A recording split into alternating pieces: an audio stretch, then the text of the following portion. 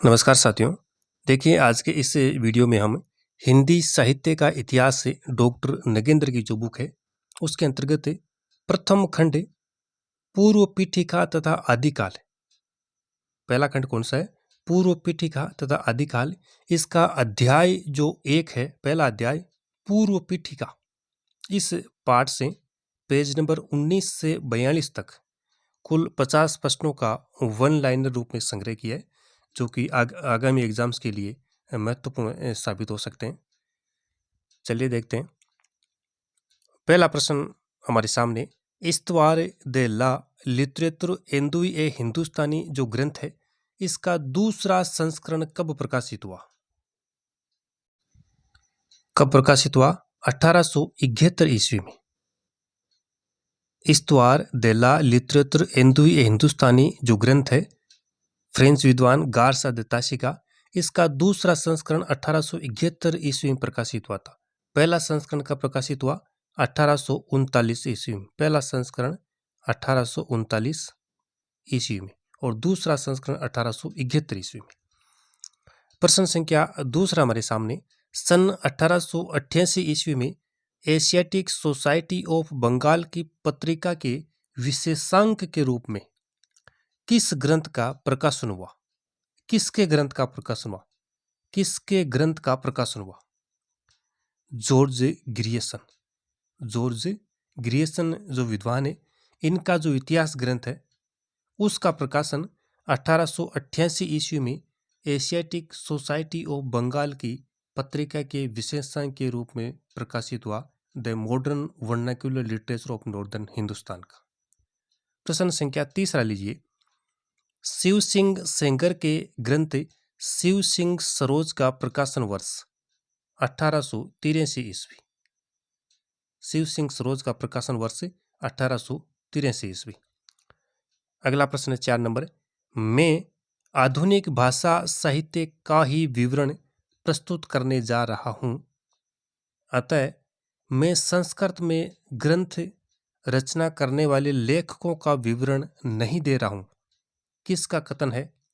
George Grierson का। किसका कथन? ये जॉर्ज ग्रियर्सन का। अगला प्रश्न देखिएगा, 5 नंबर प्रश्न है, हिंदी साहित्य के विकास क्रम का निर्धारण चारण काव्य, धार्मिक काव्य, प्रेम काव्य और दरबारी काव्य के रूप में किसने किया है? जॉर्ज ग्रियर्सन ने। नेक्स्ट क्वेश्चन है, मिस्र बंधु विनोद कितने भागों में विभक्त है? मिस्र बंधु विनोद कितने भागों में विभाजित है? 4 भागों में। कितने भागों में? 4 भागों में। प्रथम जो 3 भाग है, इनका प्रकाशन हुआ था 1913 में। पहले 3 भागों का प्रकाशन 1913 में, और जो चौथा भाग है उसका प्रकाशन वर्ष है 1934 ईस्वी। और इसमें कुल 5000 कवियों का जो जीवन चरित्र वो लिखा गया। कितने कवियों का? 5000 कवियों का लगभग है ये। अगला प्रश्न संख्या 7 नंबर, 7वां प्रश्न देखिए, इतिहास के रूप में इस ग्रंथ की विशेषता है। किस ग्रंथ की? कि इसमें कवियों के विवरण के साथ साथ साहित्य के विविध अंगों पर भी पर्याप्त प्रकाश डाला गया है। किस ग्रंथ की बात हो रही है? या जो नगेंद्र की बुक है उसमें किस ग्रंथ के संदर्भ में यह बात कही गई है? मिस्र बंधु विनोद। 8 से अधिक कालखंड इस केस में बताया गया। मिस्र बंधु विनोद। अगला प्रश्न संख्या 8 नंबर हमारे सामने, आचार्य रामचंद्र शुक्ल के अनुसार कवियों के परिचयात्मक विवरण मैंने रिक्त स्थान दिया हुआ है से ही लिए हैं। किस ग्रंथ से? मिस्र बंधु विनोद से। शुक्ल के अनुसार कवियों के जो परिचयात्मक विवरण है वह मैंने मिस्र बंधु विनोद ग्रंथ से ही लिए हैं। नेक्स्ट क्वेश्चन है, जबकि प्रत्येक देश का साहित्य वहां की जनता की चित्तवृत्ति का संचित प्रतिबिंब होता है, यह कथन किस विद्वान का है? तो किसका है? आचार्य शुक्ल साहब का ये। आचार्य शुक्ल। 10 नंबर प्रश्न है, भक्ति काल के समस्त साहित्य को निर्गुण धारा और सगुण धारा में किसने विभक्त किया है? भक्ति काल का जो संपूर्ण साहित्य है उसको दो पार्ट में किसने बांटा है, एक तो निर्गुण धारा और एक सगुण धारा में, आचार्य रामचंद्र शुक्ल ने। 11 नंबर प्रश्न हमारे सामने, इतिहास के रूप में, यहाँ पे रिक्त स्थान दिया हुआ है, इतिहास के रूप में की सबसे बड़ी विशेषता है कि कवियों और साहित्यकारों के जीवन चरित्र संबंधी इतिवृत्त के स्थान पर उनकी रचनाओं के साहित्यिक मूल्यांकन को प्रमुखता देना। किस इतिहासकार की विशेषता है, इतिहासकार के रूप में किस विद्वान की विशेषता है कि कवियों और साहित्यकारों के जो जीवन चरित्र संबंधी इतिवृत्त के स्थान पर उनकी रचनाओं के साहित्यिक मूल्यांकन को इन्होंने प्रमुखता दी है। तो ये थे आचार्य शुक्ल साहब। साहित्यकारों के जीवन चरित्र संबंधी इतिवृत्त के स्थान पर इन्होंने साहित्यिक मूल्यांकन, रचनाओं के साहित्यिक मूल्यांकन को इन्होंने प्रमुखता दी है, आचार्य शुक्ल। नेक्स्ट है प्रश्न संख्या 12 नंबर, इस ग्रंथ का महत्व केवल इसी दृष्टि से है कि इसमें हिंदी काव्य का सर्वप्रथम इतिहास प्रस्तुत करने का प्रयास किया गया है। किस ग्रंथ की बात हो रही है, किस ग्रंथ का महत्व केवल इसी दृष्टि से है कि इसमें हिंदी काव्य का सर्वप्रथम इतिहास प्रस्तुत करने का प्रयास किया गया है। कौन सा ग्रंथ है, इस्तवार दे ला लिटरेचर एंदुई ए हिंदुस्तानी, किसका है, गारसा दे तासी का, गारसा दे तासी। तो ये ग्रंथ ध्यान में रखिएगा। नेक्स्ट अगला प्रश्न लीजिए, भक्ति आंदोलन न तो तदयुगीन प्राजित हिंदू जाति की निराशा से उद्वेलित है और न ही इस्लाम की प्रतिक्रिया है। ये जो कथन है किसका है, हजारी प्रसाद द्विवेदी का। नेक्स्ट क्वेश्चन, मैं इस्लाम के महत्व को भूल नहीं रहा हूं, लेकिन जोर देकर कहना चाहता हूं कि अगर इस्लाम ने आया होता तो भी इस साहित्य का बारह आना वैसा ही होता जैसा आज है।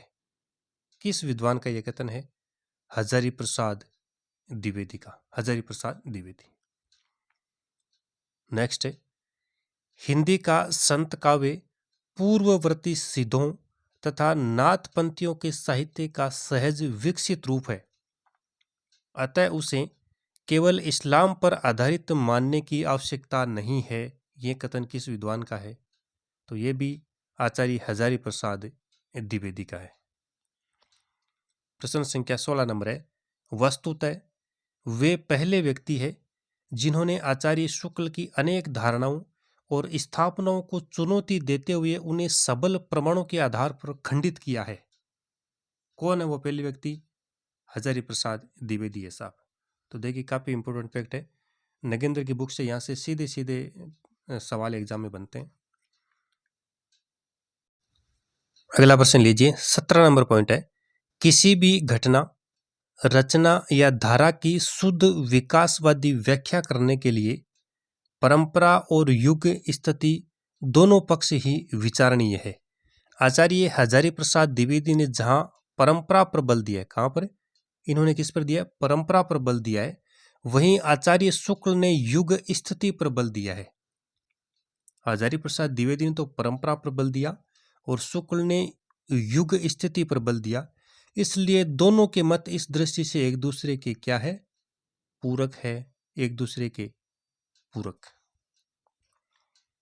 अगला प्रश्न, भक्ति काल की धाराओं को संत काव्य और प्रेम काव्य नाम देने वाले विद्वान कौन है, राम कुमार वर्मा, राम कुमार वर्मा। नेक्स्ट क्वेश्चन है, किस इतिहास ग्रंथ में 693 ईस्वी से 1693 ईस्वी तक की कालावधि ही ली गई है, तो ये ग्रंथ है, ये हिंदी साहित्य का आलोचनात्मक इतिहास है, जिसका प्रकाशन वर्ष 1938, कुल 7 प्रकरण में विभाजित है और इसके लेखक कौन है, राम कुमार वर्मा। इस ग्रंथ में 693 ईस्वी से 1693 ईस्वी तक का ही इसमें समय काल लिया गया है। नेक्स्ट है अगला 20 नंबर पॉइंट, वीरगाथा काल को संधि काल एवं चारण काल की संज्ञा किसने दी है? वीरगाथा काल को संधि काल एवं चारण काल की संज्ञा राम कुमार वर्मा ने, और स्वयंभू को इन्होंने हिंदी का पहला कवि माना है। स्वयंभू को हिंदी का पहला कवि किसने माना है? राम कुमार वर्मा ने। और इन्होंने ये वीरगाथा काल को संधि काल और चारण काल की संज्ञा दी। 21 नंबर, नागरी प्रचारणी सभा द्वारा हिंदी साहित्य का वृत्त इतिहास के अंतर्गत समस्त हिंदी साहित्य को कितने भागों में प्रस्तुत किया गया है? 16 भागों में। कितने भागों में? 16 भागों में। 22 नंबर प्रश्न, हिंदी काव्य शास्त्र का इतिहास के रचनाकार है? डॉक्टर भागीरथ मिश्र। 23 नंबर, रीति काव्य की भूमिका के लेखक है? डॉक्टर नगेंद्र। नेक्स्ट है, उत्तरी भारत की संत परंपरा, ये जो ग्रंथ है इसके रचनाकार कौन है? उत्तरी भारत की संत परंपरा श्री परशुराम चतुर्वेदी। 25 नंबर पॉइंट, चैतन्य संप्रदाय और उसका साहित्य, इसके रचनाकार कौन है? ग्रंथ का नाम है चैतन्य संप्रदाय और उसका साहित्य, श्री प्रभुदयाल मित्तल। 26 नंबर क्वेश्चन है, राधा वल्लभ संप्रदाय सिद्धांत और साहित्य, इस ग्रंथ के रचनाकार कौन है? डॉक्टर विजेंद्र स्नातक। डॉक्टर विजेंद्र स्नातक। नेक्स्ट है 27 नंबर, हिंदी वीर काव्य ग्रंथ के रचनाकार कौन है? टीकम सिंह तोमर। अगला, राजस्थानी भाषा और साहित्य, इसके लेखक कौन है? मोतीलाल मेनारिया। राजस्थानी भाषा और साहित्य के लेखक मोतीलाल मेनारिया। साहित्य का इतिहास दर्शन के रचनाकार है डॉक्टर नलिन विलोचन शर्मा। साहित्य का इतिहास दर्शन। मध्यकालीन खंडकाव्य ग्रंथ के लेखक कौन है? डॉक्टर सियाराम तिवारी। मध्यकालीन खंडकाव्य सियाराम तिवारी। 31 नंबर क्वेश्चन है, डॉक्टर गणपति चंद्र गुप्त ने अपने हिंदी साहित्य के वैज्ञानिक इतिहास में काल विभाजन के कितने युगों की कल्पना का अनुमोदन किया है? हिंदी साहित्य के वैज्ञानिक इतिहास जो ग्रंथ है किसका है? गणपति चंद्र गुप्त का। तो इसमें देखिए इन्होंने काल विभाजन के 3 युगों की कल्पना की है इन्होंने, आदिकाल, मध्यकाल और आधुनिक काल। नेक्स्ट है, गारसादे ताशी के इतिहास ग्रंथ का हिंदी अनुवाद किसने किया? गारसादे ताशी का जो इतिहास ग्रंथ है फ्रेंच भाषा का, उसका हिंदी अनुवाद किसने किया? डॉक्टर लक्ष्मी सागर वार्ष्णेय ने। प्रश्न संख्या 33 नंबर, किस ग्रंथ का हिंदी अनुवाद हिंदी साहित्य का प्रथम इतिहास शीर्षक से डॉक्टर किशोरी लाल गुप्त द्वारा प्रस्तुत हुआ? तो ये the modern vernacular literature of northern Hindustan है, गिरिसन का ग्रंथ। तो देखिए गारसादे ताशी का जो इतिहास ग्रंथ है इस्तवार दे ला लिटरेचर, उस ग्रंथ का तो हिंदी अनुवाद किया था डॉक्टर लक्ष्मी सागर वार्ष्णेय ने, और जो गिरिसन का इतिहास ग्रंथ है द मॉडर्न वर्नाक्युलर लिटरेचर वाला, इसका हिंदी अनुवाद किया है किशोरी लाल गुप्त ने। दोनों अलग अलग ध्यान में रखना है। नेक्स्ट अगला पॉइंट है 34 नंबर, ऐतिहासिक कालक्रम के अनुसार नामकरण। एग्जाम में प्रश्न बनता है कि ऐतिहासिक कालक्रम के अनुसार कौन सा नामकरण है, कौन सा नहीं है, साहित्यिक प्रवृत्ति के अनुसार कौन सा है। तो इसमें देखिए ऐतिहासिक कालक्रम के अनुसार विभिन्न नामकरण इस प्रकार, जैसे आदिकाल है, मध्यकाल है, संक्रांति काल है, आधुनिक काल है। ये जो नामकरण हुए हैं ये किस आधार पर हुए? ऐतिहासिक कालक्रम के आधार पर। साहित्यिक प्रवृत्ति के अनुसार जो नामकरण, जैसे रोमानी युग, रीतिकाल, छायावाद, ये जो नामकरण किस आधार पर किए गए? साहित्य के प्रवृत्ति के आधार पर। फिर आगे देखिए कुछ एक पॉइंट को ध्यान रखिए, काल विभाजन साहित्यिक प्रवृत्तियों और रीति आदर्शों की समानता के आधार पर होना चाहिए। साहित्य के प्रवृत्तियों और रीति आदर्शों की समानता के आधार पर क्या होना चाहिए? काल विभाजन। युगों का जो नामकरण है वो यथासंभव मूल साहित्य चेतना को आधार मानकर साहित्यिक प्रवृत्ति के अनुसार करना चाहिए, और युगों का जो सीमांकन है वो मूल प्रवृत्तियों के आरंभ और अवसान के अनुसार होना चाहिए। फिर आगे देखिए 39 नंबर है, 7वीं सदी से 11वीं सदी के बीच रचित ऐसी कृतियां मिलती है जिनकी भाषा प्रमुख रूप से हिंदी है और 11वीं सदी तक हिंदी अपभ्रंश के प्रभाव से मुक्त हो चुकी थी, डॉक्टर नगेंद्र के अनुसार। नेक्स्ट है 40 नंबर पॉइंट, शुक्ल ने हिंदी साहित्य के इतिहास को 4 कालों में विभक्त किया है। कौन कौन से वो 4 काल? वीरगाथा काल, भक्ति काल, रीति काल और आधुनिक काल। इस प्रकार से इन 4 कालखंडों में शुक्ल ने हिंदी साहित्य के इतिहास को विभाजित किया है। आधुनिक काल को शुक्ल जी ने कितने चरणों में विभाजित किया है? आधुनिक काल को कितने चरणों में शुक्ल ने विभाजित किया है? 3 चरणों में। कितने चरणों में? 3 चरणों में। प्रथम, द्वितीय और तृतीय उत्थान। प्रथम उत्थान, द्वितीय उत्थान और तृतीय उत्थान।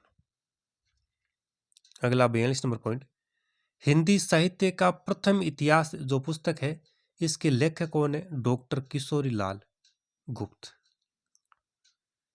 नेक्स्ट है, रामकुमार वर्मा ने अपने इतिहास को कितने प्रकरणों में विभाजित किया है या विभक्त किया है? 7 प्रकरण में। कितने में? 7 प्रकरण में।